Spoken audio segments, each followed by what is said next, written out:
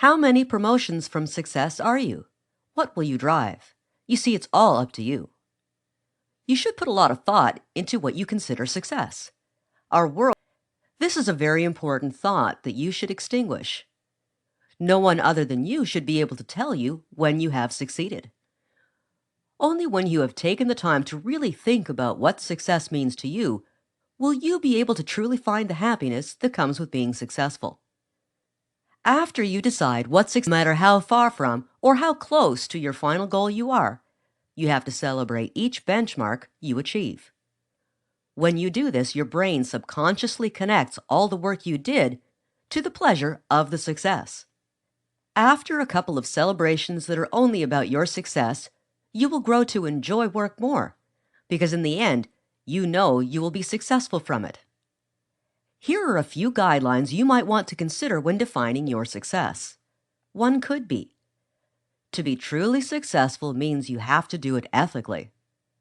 Ill-gotten success will only leave a part of you empty, begging for more. There's no question about it, more time to meet your goal. It's very important while on the road to success to have benchmarks as well. Benchmarks are smaller goals. Let's use an example. Say you want to make $1,000 a week, and you're currently at $100 a week. You should give yourself a set amount of time. 90 days is a great time frame for goals. The reason why is it's close enough to feel like you can't procrastinate, but far enough away to be able to achieve the goal. Anyhow, this is your goal, $1,000 a week in 90 days. Give or take, it's about 12 weeks. A benchmark for this would be a smaller goal that you could be happy with if you don't meet the main goal of $1,000 a week. For example, you want to use something that is 75 to 80% of the main goal. This would be $750 to $800 per week. This should really help you get started on the road to success. With all of these tips and guidelines, take your time to really figure your definition and then go for it. Money, happiness, your home, your family, your vehicles, or your status in your career. The truth. Defining your big picture, dreams, goals in life. I woke up one morning asking myself what I could do to improve my life and benefit the world. Have you ever heard the phrase, the purpose of life is a life of purpose? It's both interesting and essential to understand that nothing in life can start until you get started. So, what are we waiting for? Let's get started. The fun in discovery comes from the excitement of exploring the unknown, the uncertainty and doubts faced when on a journey. Now imagine you're an explorer looking for an uncharted land. You have no idea where you will go or what the outcome will be, yet you know that there is something out there for you. Just be brave and journey on, and when you do, you'll notice what a great discovery it is. It's not just the physical things you've found, but also what you've discovered about yourself during the journey. From today onwards, let's all make some discoveries about how beautiful the world is, and finally discover more about ourselves. Everything starts from nothing. That's the creation process. From one dream, anything can be brought to life. The manifestation of one dream has the potential to create a whole new world for you. This challenge for you is, do you believe that one dream can change your life? Do you believe that one dream can change the world? One man had a vision of a workstation running his software on every desk and eventually in every home. That guy was none other than Bill Gates, the founder and CEO of Microsoft. His simple dream was manifested in the form of an American multinational computer technology corporation, and today he is a billionaire because of it. Here's another example. Two PhD students at Stanford University, Larry Page and Sergey Brin, began a research project in January of 1996. Their dream was to organize the world's information and make it universally acceptable and useful. Together, they produced the world's first and best search engine on the Internet. Today, Google's net worth is estimated to be at $350 billion. Again, a simple dream not only changed the lives of two students, but revolutionized the Internet's usage around the world. So what is your dream? Your mind is free to create anything you want to, as long as it resonates with your heart. How many of us have actually been giving thought to this? and creating new ideas to make them come alive.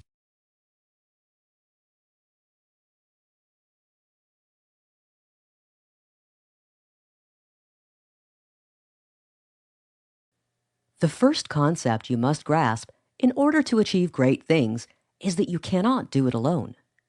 You must be willing to ask for help from friends, family, and associates. However, when it comes to family, do not be surprised if they are slow to accept your goals and aspirations. There have been arguments made for not disclosing personal goals with family, either because they may try to steal your dream or they will tell you it just won't work.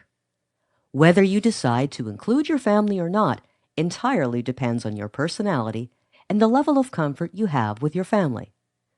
Remember, while you may love your family dearly, they are not your business partners in most cases. If you are the type of person who is easily defeated by the opinions of others, then you will want to avoid sharing your goals lightly. When considering the type of business person you are, you may fall into one of two groups. 1. Those who are motivated to prove people wrong. On the surface, this sounds negative, but it isn't. Trying to show people what you are made of may work for you. If you are the type of person that excels in the face of adversity, then you will get great pleasure out of proving your critics wrong. 2. Those who are motivated by sticking to their word. In fact, telling people your plans can be an excellent way to motivate yourself. You don't want to appear as though you cannot follow through. Some people don't succeed because they keep their dreams to themselves. This way, if they fail, nobody knows. Conversely, not everyone will face such a negative response.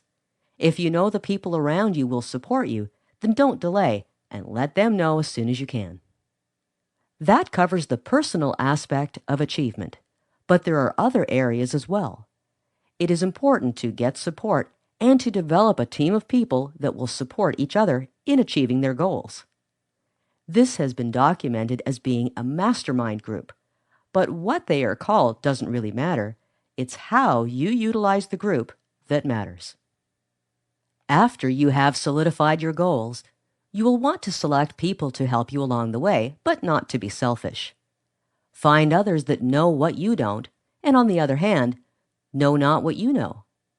This may sound confusing, but just remember that you don't know everything, and you want to find people that can help make up for your weaker areas.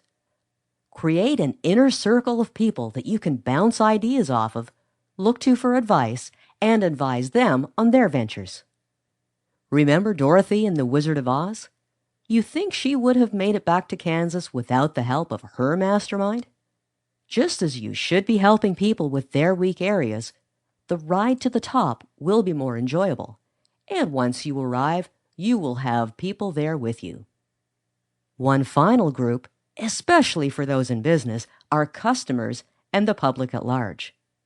Whether you are providing a product or service, you need to create something of lasting value so that people want to keep giving you repeat business. Your success is never achieved alone, even when it appears so. The things you want to achieve do not materialize out of thin air. Mantras such as "the customer is always right" and "your customer is your most important asset" are to be valued and ingrained in your business model. To use a sports analogy, what's a sporting event without any fans? Just an empty arena and no vendors. After breaking down your obstacles and figuring out how to beat them, achievement and success come naturally.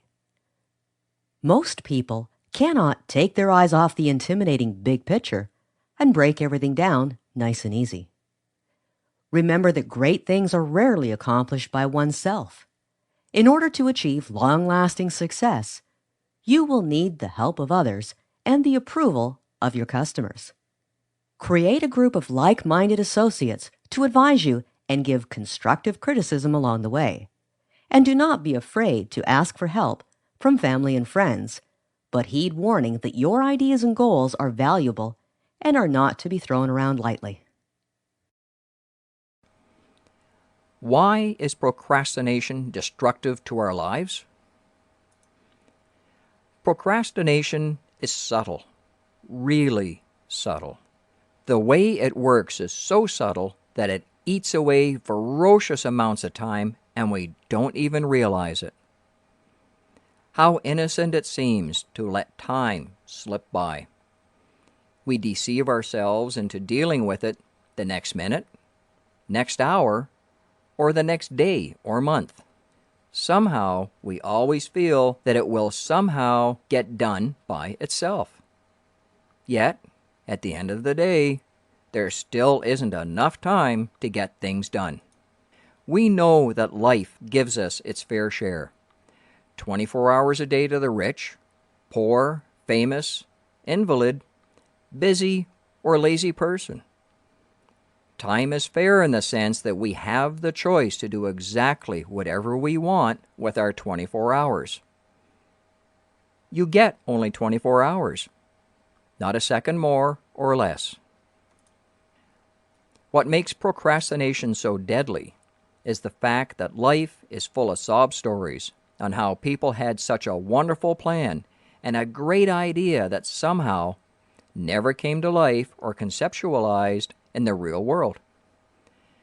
Imagine if Albert Einstein procrastinated and decided to write the theory of relativity much later while he played with his dog now, assuming that he had one.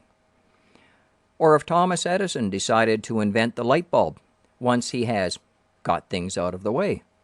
Perhaps today we will still be using candles. This is just a hypothetical example, but you get the idea how destructive procrastination is. Procrastination must be dealt with. Period. You have to be very clear in your mind what the destructive efforts of procrastination are and how you must deal with it now, not later. In the next audio, I'll talk about the general mindset on how to deal with procrastination. Dealing with procrastination, what we are up against. Increasing time management skills for achieving goals. Effective goal setting begins and ends with time management. You need to balance your time in the best way possible in order to achieve your goals. Most of us fail to achieve goals because we lack the time. That is why this audio needed to be included in this e-course. We're all pretty busy, aren't we? Whether we're a child, a teenager, young or old, it seems that time becomes more precious with each passing year. But it seems that instant coffee, drive-through fast food, and microwave ovens haven't solved any of that. The concept of time management has been in existence for more than 100 years, believe it or not. Unfortunately, the term time management creates a false impression of what a person is able to do. Time can't be managed. Time is uncontrollable, and we can only manage ourselves and our use of time. That is all that can be done. Time management is actually self-management. For effective time management, we need the ability to plan, delegate, organize, direct, and control every aspect of our lives just to find 30 minutes a day that is devoted to something productive that is just for us. There are common time wasters which need to be identified. In order for a time management process to work, it is important to know what aspects of our personal management need to be improved. Otherwise, what is the point in trying? Here is a list of some of the most frequent reasons for reducing effectiveness in and around our lives. You might want to make note of the ones which are causing to be the major obstacles in your own time management. These are referred to as your time stealers. Identifying your time stealers. Interruptions, for example, the telephone or television. These are also distractions. Interruptions, for example, guests or children. Meetings. Tasks you should have someone else do for you. Procrastination and indecision. Acting without total information. Dealing with other people's issues or problems. Some sort of personal crisis, for example, a family member is sick or injured. Unclear communication. Inadequate knowledge. unclear objectives and priorities, lack of planning, stress, anxiety, and fatigue, the inability to say no to anybody with a request, personal disorganization. There are quite a few, aren't there? Fortunately, there are strategies you can use to manage your time in a better way and be more in control and reduce stress, but you can analyze your time and see how you may be both the cause and the solution to your time challenges. In the next audio, you'll find out how to deal with time stealers and combat these obstacles to achieving your goals. It's also important that you find photographs of yourself in which you are in positive, optimistic, happy states. You will be sticking these pictures, etc., on your vision board, which is like a kind of collage of your goals and aspirations. It is important that you find these photographs of yourself because you'll be placing yourself in the vision board, hopefully doing the things that you really want to do, have, be, and achieve. Now, there are two ways that you can actually make the board. One way is to use a huge board and paste your pictures on it, or you can use a PowerPoint, Photoshop, or Keynote and create a board that you can print out. Now, this can not only be inspiring, but can be fun and exciting too. Each time that you look at your vision board and you activate your imagination to really see yourself achieving your goals, allow yourself to get into and enjoy the feelings of actually living out your goals in your mind, realistically, as if it is happening now, and thinking about and imagining what kinds of things you will be hearing on the outside, externally, as well as the kind of things you would be saying to yourself, i.e., positive self-talk.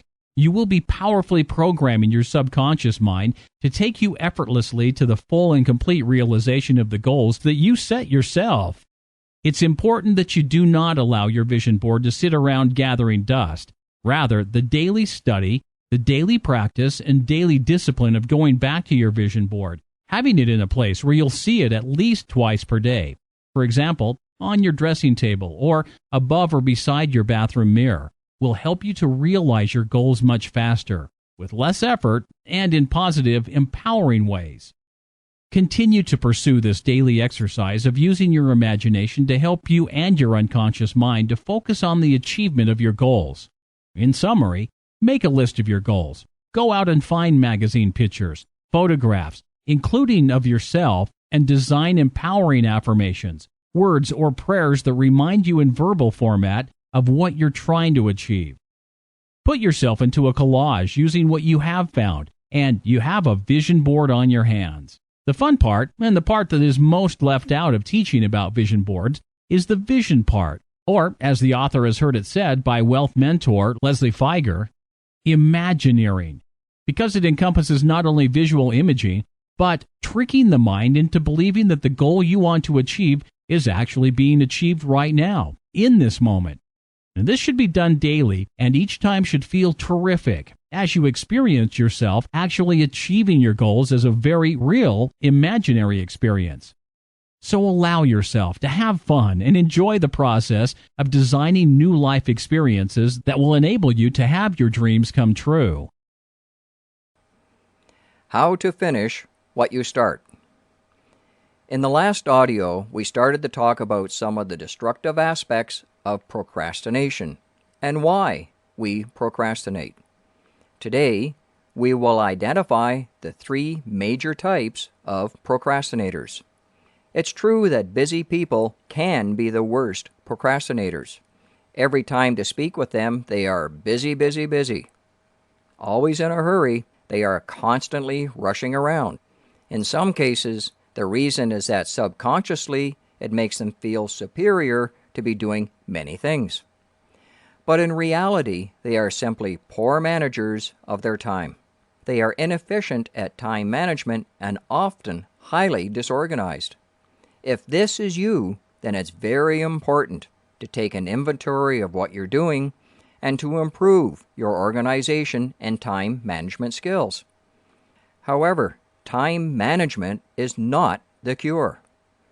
Telling a procrastinator to buy a day planner is like telling someone who is dressed to simply cheer up.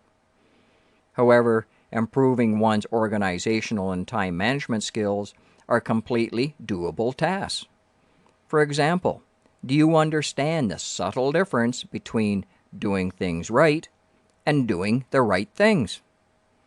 If you always seem to have no time and never seemed to be accomplishing your goals, then you are probably not doing the right things. The cause of this is that you are likely task-oriented and need a little shaking up in that area. Dr. J.R. Ferrari is the co-editor of Procrastination and Task Avoidance, Theory, Research, and Treatment, and other researches have shown similar patterns in habitual procrastinators.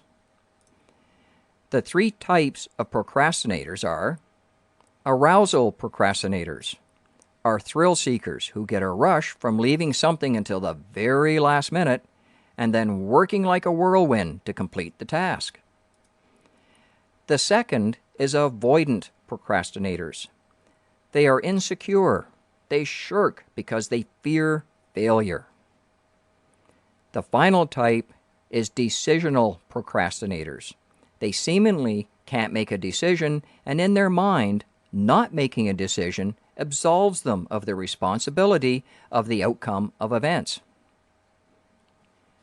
There are big costs to procrastination, and the biggest is usually your health.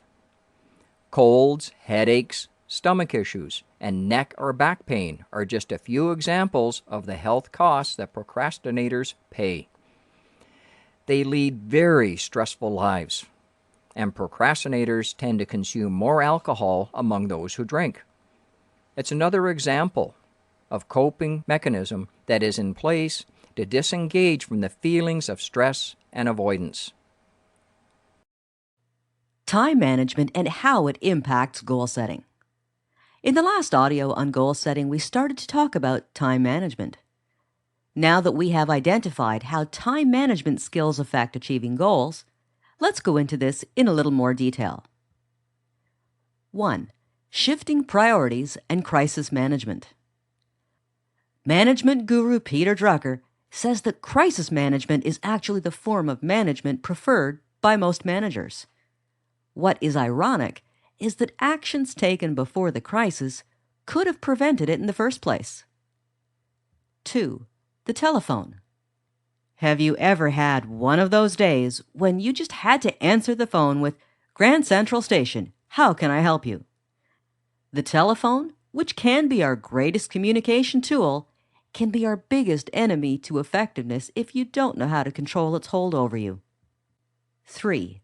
Lack of priorities or objectives. This is probably the biggest and most important time waster. It affects all we do, both professionally and personally. Those who accomplish the most in a day know exactly what they want to accomplish beforehand. Just ask Donald Trump. Unfortunately, too many of us think that goals and objectives are yearly things and not daily considerations. This results in too much time being spent on minor things and not the things which are important to our lives. 4. Attempting too much. Many people today feel they have to accomplish everything yesterday and don't give themselves enough time to do things properly. This leads only to half-finished projects and no feeling of achievement, as all the things are done in a hurry and appear rushed to others. 5. Drop-in visitors. The 5 deadliest words that rob your time are, "Have you got a minute?" Everybody does it. Colleagues, the boss, your peers, and your family and friends. Knowing how to deal with interruptions is one of the best skills you can learn. 6. Ineffective delegation. Good delegation is considered a key skill in both managers and leaders of homes and work. The best managers have an ability to delegate work to staff and family members to ensure it is done correctly. This is probably the best way of building a team's morale and reducing your own workload at the same time. The general rule is this: if one of your people around can do it 80% as well as you can, then delegate it. Procrastination. The biggest thief of time is not decision-making, but decision avoidance. By reducing the amount of procrastinating you do, you can substantially increase the amount of active time available to you. the inability to say no. The general rule is if people can dump their work or problems on your shoulders, they will do it. Some of the most stressed people around lack the skill to just say no for fear of upsetting people. Get over it because these people can do it for you. Meetings. Studies have shown that an average professional person spends about 17 hours a week in meetings and about 6 hours in the planning time and untold hours in follow-up. Most people know what they want but have no plan to achieve it except by sheer hard work. What's the point in doing hard work when you don't know how to apply it? Your goals and plans should be reviewed daily, and they should also be adjusted regularly as achievements are met. Remember that successful people make lists constantly. Useful time management strategies. In the second audio in this e-course, procrastinators that are busy people. In fact, busy people can be the worst procrastinators. Every time to speak with them, they are busy, busy, busy. Always in a hurry. They are constantly rushing around. In some cases, the reason is that subconsciously it makes them feel superior to be doing so many things.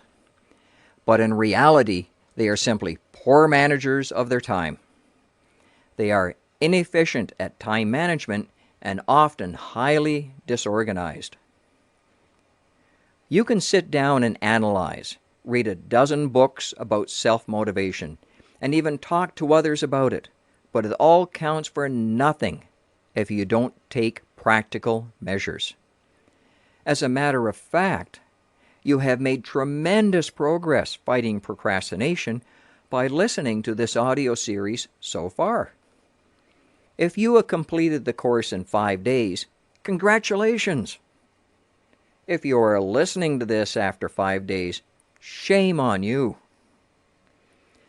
We have covered a lot on procrastination, but I have a suggestion on how to apply these things into real life. One of the most practical applications you can do is to write down a to-do list. A list of things to do each day and week is a valuable aid to managing your time and eliminating inefficiency. What it does is that it helps you organize your thinking and planning into a sheet of paper. When you write things down on a list, your mind becomes focused, like the example of the archer above.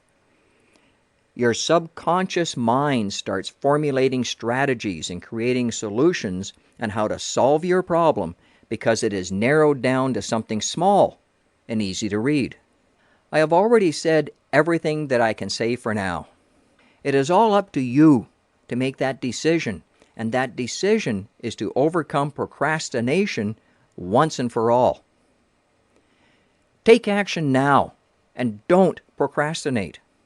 It's time to take your life back.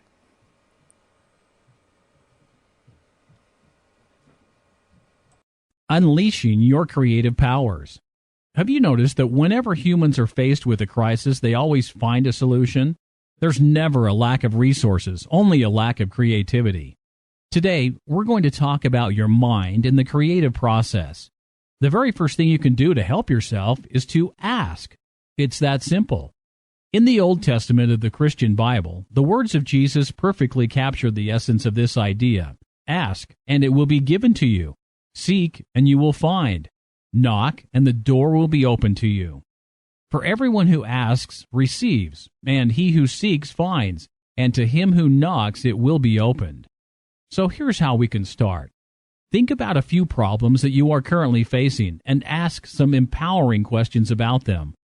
Instead of asking, "Why is it happening to me?" or "What did I do to deserve this?" you should instead ask, "How can I solve this? How can I make it better?" When you ask an empowering question, you tap into your creativity and start looking for a solution. When you ask a disempowering question, your mind starts looking for answers to why you have this problem. That, however, doesn't help you. I want you to try this quick exercise in order to tap into your creativity. Now you have to think of as many uses as possible for a paperclip in 5 minutes. In our workshop, it was amazing to watch a group of 9 people generate over 80 uses for a paperclip in just 10 minutes. Once you're done with this exercise, I'm sure you will be shocked by how many ideas you were able to come up with in such a short period of time. Now that you've started to ask and think, you've set your mind to focus on attracting new ideas and opportunities. No idea is too crazy to be realistic. Now, let me illustrate with the following example. Who ever thought that humans could fly? We don't have wings, yet we have the airplane. Who ever thought that humans could stay underwater for hours without coming to the surface for air? We lack gills, but we've managed to create the equipment needed for scuba diving and submarines. Who ever thought that we could combine a Walkman, camera, and mobile phone together? We did, and now we have smartphones which can be carried easily in the palm of your hand. All of these started off as crazy ideas. So get ready to be crazy about your dreams and turn them into reality. Rid yourself of negative people in a way that makes you feel good.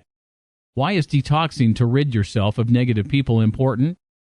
Those that carry a permanent air of negativity will be the ones who will stand in the way of your goals. They will talk you out of doing things, planting the seeds of doubt in your mind as they go. Being constantly bombarded by negative energy can drain your energy levels, bring with it stress and anxiety. And positive changes cannot happen when you inhibit a negative space. Allowing the toxicity that negative people bring to seep into your veins will stunt your opportunity for personal growth and success.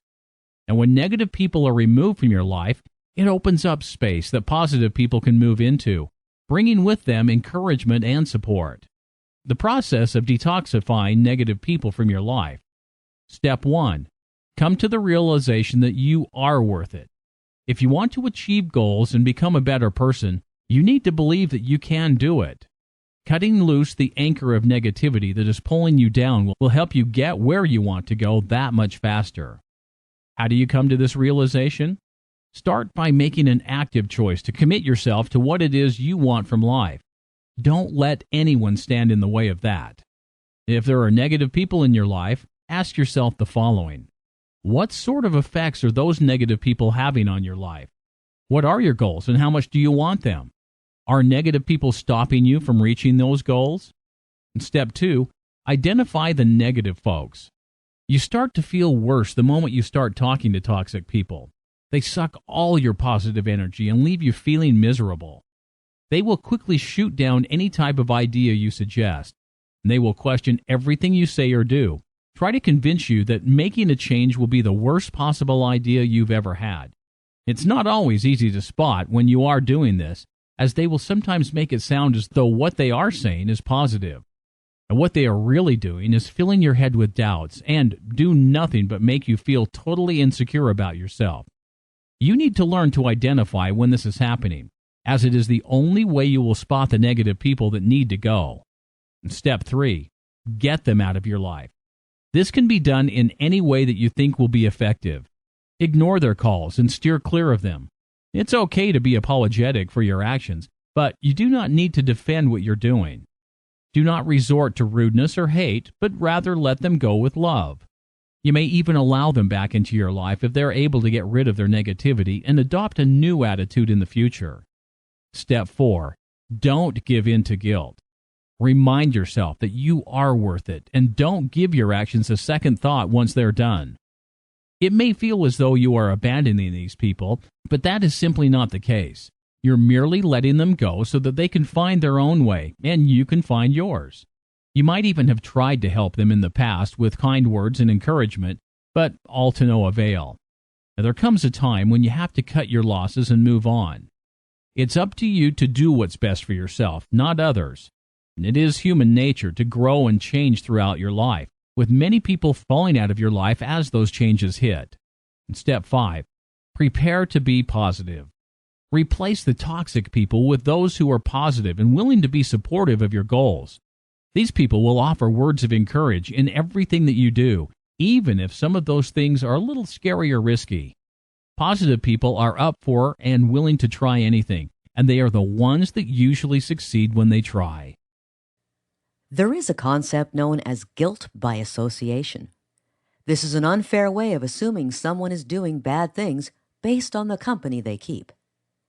However, this concept has its evolution in some sound principles.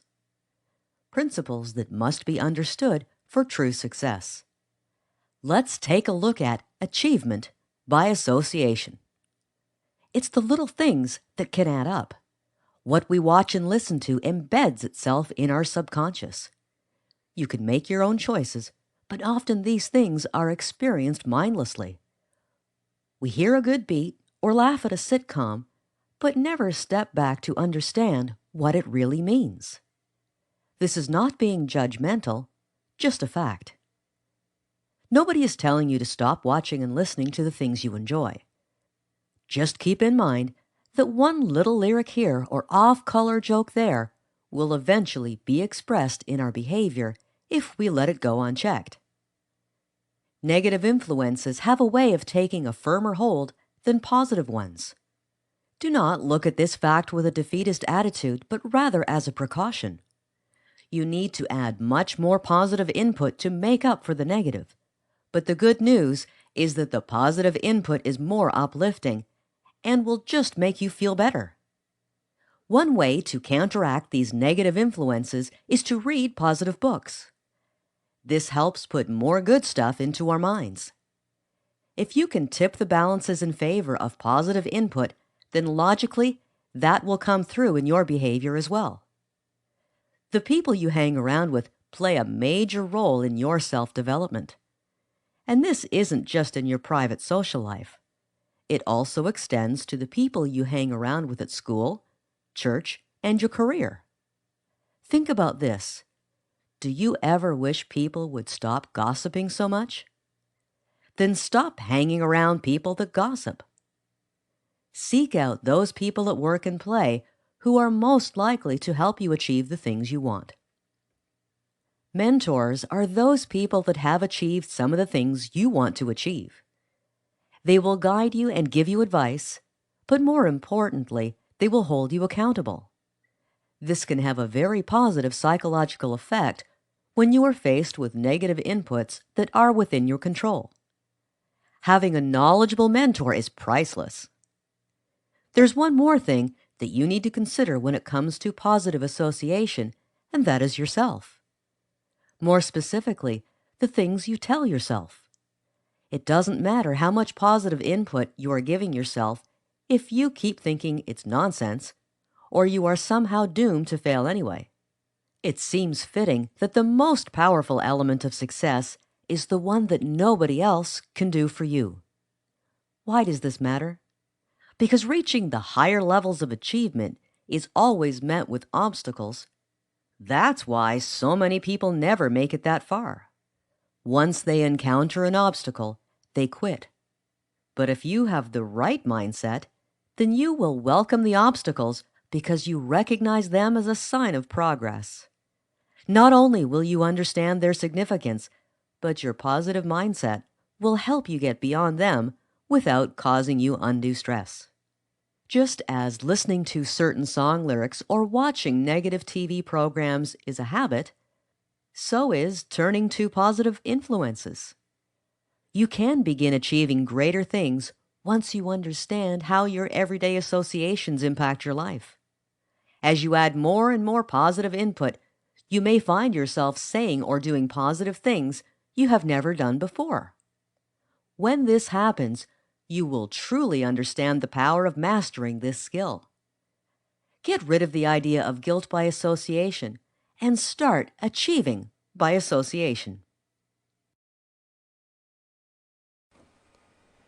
Dealing with procrastination, what we are up against. How do we deal with procrastination? First, we must be very clear that procrastination is a symptom of many flawed characteristic traits. There is no action in the world that is taken without any form of motivation behind it. However, most motivation can be summarized into two forms: gain motivation and prevention motivation. In other words, prevention of pain. It is a crazy mind game, but somehow you will find that most people are able to motivate themselves in ways that allows them to defy the odds and accomplish great things. They have 2 hands, 2 legs, 2 eyes, and 1 mouth. What makes them normally different from the rest of us? Motivation. No one procrastinates something in and of itself. There is a reason behind everything. There are many forms of motivation that I can share about now. One of it is by doing something that you enjoy. Most people who are struggling with starting a business, for example, find that the more their business is focused on their favorite hobby, the more they will work hard at it. Working at something you like doesn't feel like work. People drag themselves out of bed every morning to go to work, but wake up extra early to head on to the golf course. Why? Motivation. Find what motivates this mindset.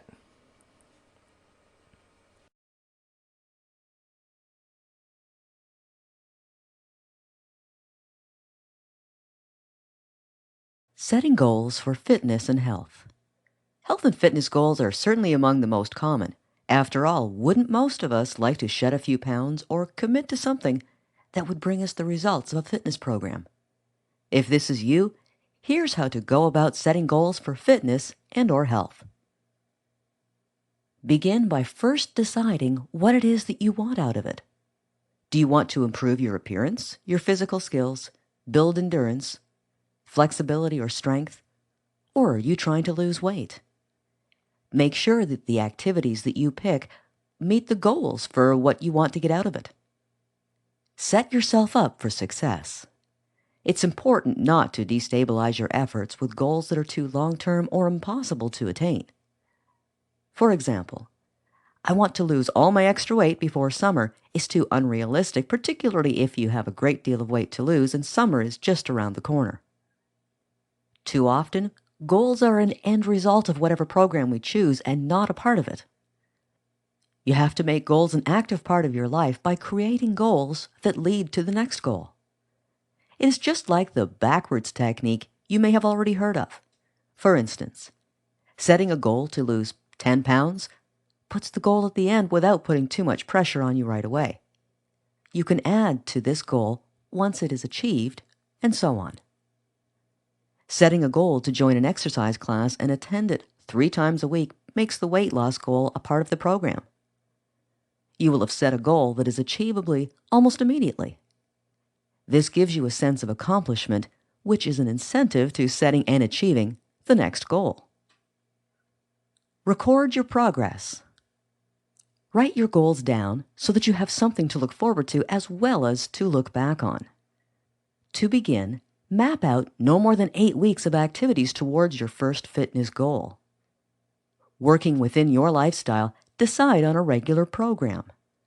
It's not necessary to work out every day, especially when beginning a new program as your body is not used to the stress.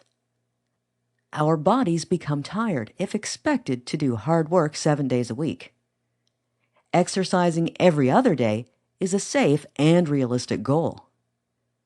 Keep track of how much time you want to spend doing an activity, followed by how much time you will actually spend on it.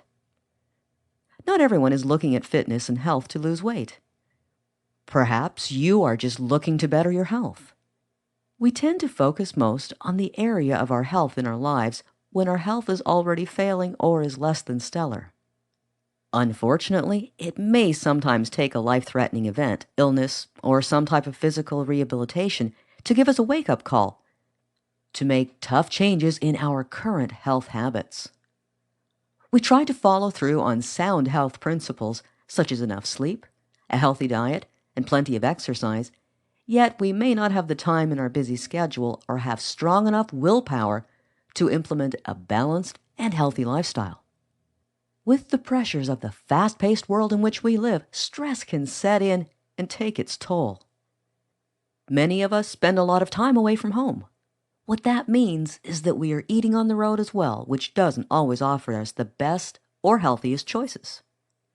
Perhaps we are lucky to get 6, maybe 7 hours of sleep per night, while we now work at least 6 days per week. The old saying, "at least I have my health," is finally starting to mean something to a great deal of people. You might be wondering, what can you do to improve your health? Prioritize what is most important to you in your own individual lifestyle. The fact is, it doesn't matter what your fitness or health goals are. But be honest with yourself at all times when it comes to your personal goals. And as often said, you should also consult a doctor before making any changes to your diet or exercise regimen to ensure that you will not harm yourself. That's all there is to it, and continued success to you. Goal setting.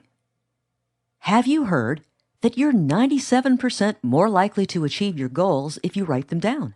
The truth is that goal setting is important. In fact, it's without goal setting that you may never achieve the dreams of your heart. Every person in the world devotes countless hours to thinking of their future and their present situation in life. Almost everyone wishes that there was something that they could change in their life. Whether you dream of a new car, a boat, or even to be a movie star, goal setting is the important catalyst to your success. So let's get started, because in this audio, you will learn the fundamentals of goal setting, which begins with how to choose the right goals to focus on. Many of us are great at trying to set goals. Most of us are practically incapable of following through with them. Think about it. How many times have you decided on a course of action and simply didn't follow through with it?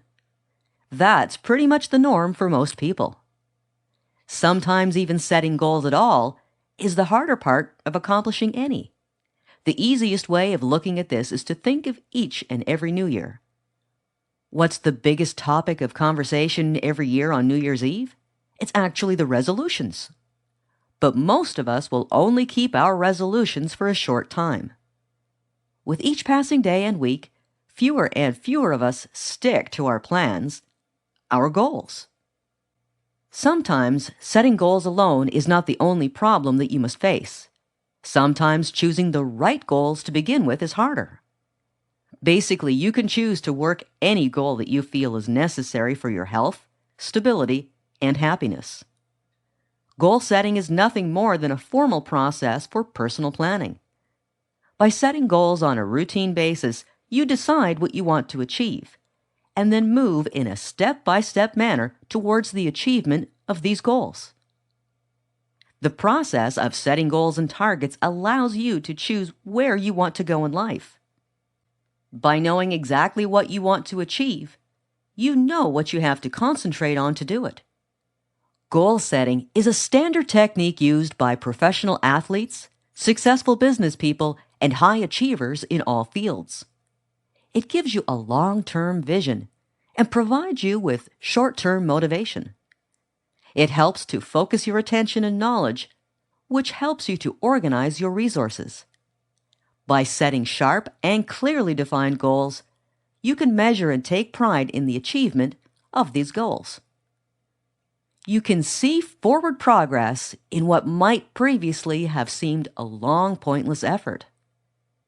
By setting goals, you will also raise your self-confidence as you recognize your ability to meet the goals you have set. The process of achieving goals and seeing this achievement gives you confidence that you will be able to achieve higher and more difficult goals later on. Goals are set on a number of different levels. In the first place, you decide what you want to do with your life and what large-scale goals you want to achieve. Second, you break these down into smaller aims that you must hit so you can reach your overall lifetime goals. Finally, once you have your plan, you start working towards achieving it. It's a common myth that success just happens to people. A lot of times, those who aren't successful begrudge those who have achieved a certain level of success. To reach full achievement, you'll have to get over any feelings that success and achievement are just handed to people because of who they are or luck. Such misconceptions about success that you may have, these ideas could be all that are holding you back, separating you from the success you want and deserve. In fact, It is probably better to use the word achievement in place of success because it promotes the idea of taking action and doing something. Notice the root of the word is achieve. Now, success doesn't really ever happen by accident to people, even though it can appear so. The idea of overnight success, or even the person who just so happened to pick an amazing stock in the stock market, are really nothing more than myths. Usually, it is the seasoned investor who has learned a lot and understands, even at a subconscious level, how to choose a winning stock that gets wealthy with stocks, not the guy who picks one at random. On the other hand, you do occasionally hear of people picking that one right stock before it increases in value, but it's so rare that when it does happen, it is newsworthy. Still, any such immediate success rarely lasts. True and lasting success has to be earned. It must be achieved for it to last and have all of the positive benefits it brings. Contrary to conventional wisdom, overnight success in the entertainment industry and politics are almost non-existent. We often hear rags to riches stories and accept them as truth without digging into the facts. These make for nice stories, as they show anyone can catch a lucky break. While these stories are often not true, when they are always the result of hard work, risk, and/or persistence. Not doing the hard work but reaping the rewards is a sure ticket to eventual failure. Any such success is short-lived and empty.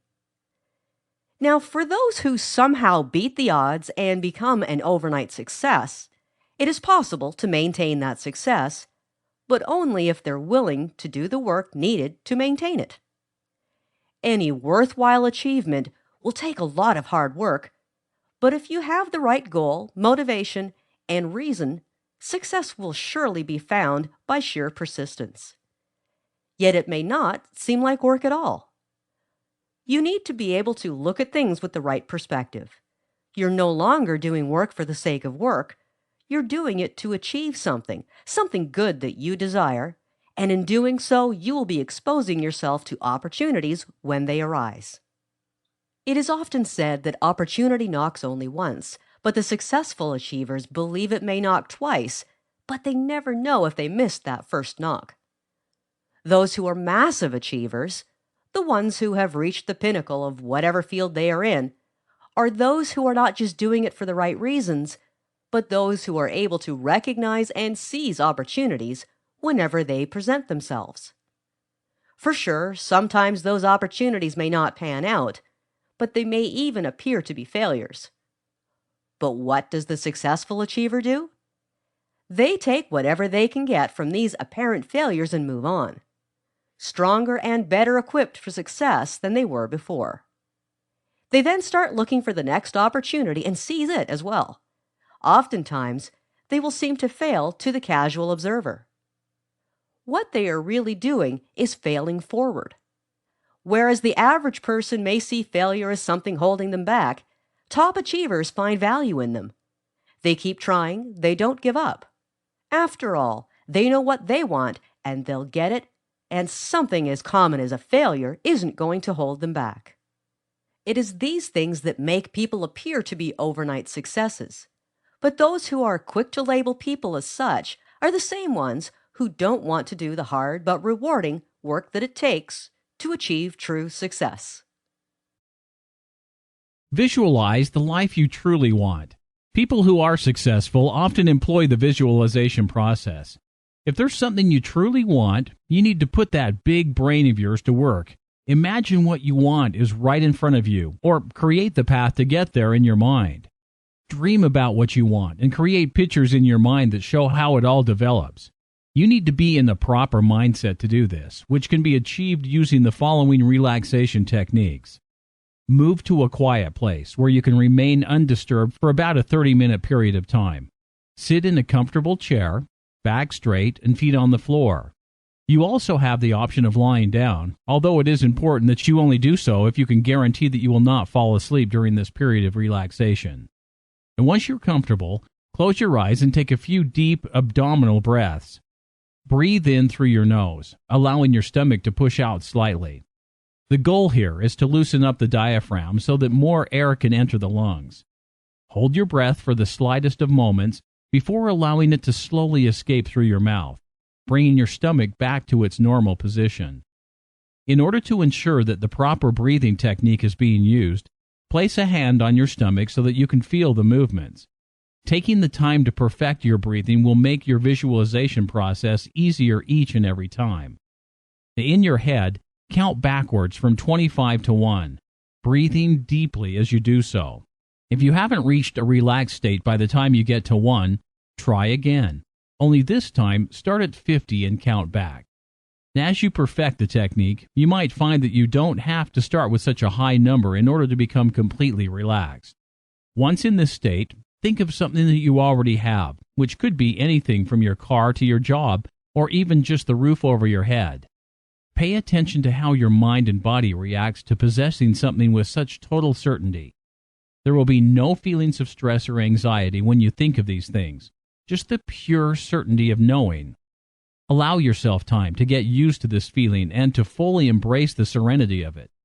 Perform this process on a regular basis, as this will allow you to transfer those feelings of certainty and trust when you imagine the things you want during visualization. And when you put in as much time as is required for you to visualize all the possibilities, you then need to switch to focus mode. In the moments before you perform the action that will deliver the outcome you hoped for, place the picture of what you are about to do front and center in your mind. Visualization works, but you need to be comfortable, in a calm state and free from worries. The whole process is like meditation in many ways, except that your mind is totally active. Visualization encourages you to use your mind and imagine all the possibilities that lie before you.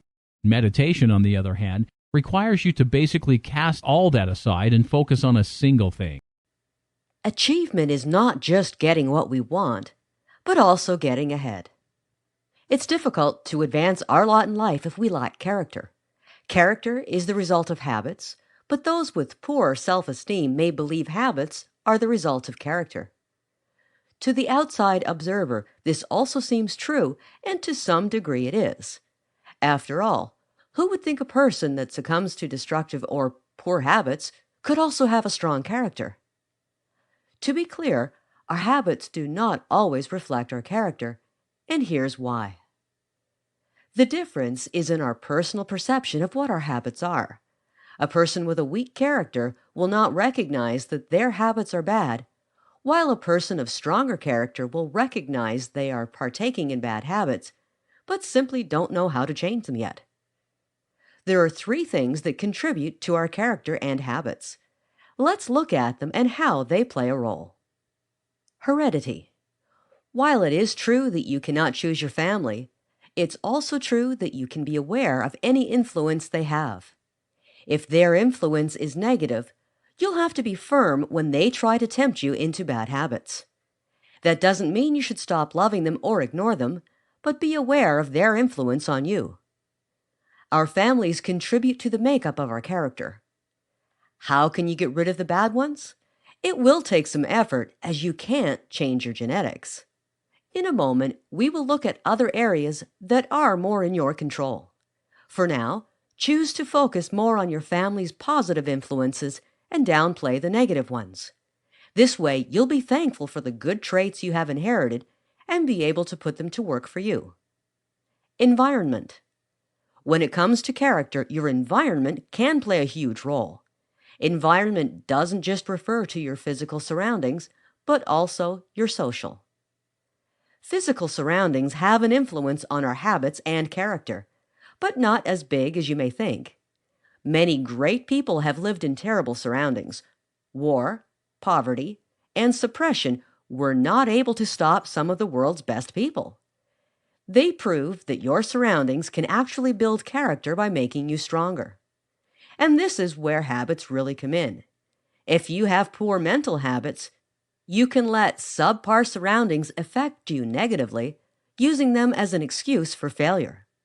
However, if your habits are strong and positive, you have the power to manifest great character. Just as a blacksmith uses heat to harden steel, So too can a great person use a bad environment to better themselves. That covers the physical, but what about our social environment? This is probably the biggest area of influence in our lives. Let's face it, we choose to hang around with these people. Take a step back and look objectively at who you think your friends are. Do they have the same moral compass as you? Do they encourage you to do things you know you really shouldn't? Do they ridicule you when you try to do better? Perhaps your friends are a good influence, perhaps not.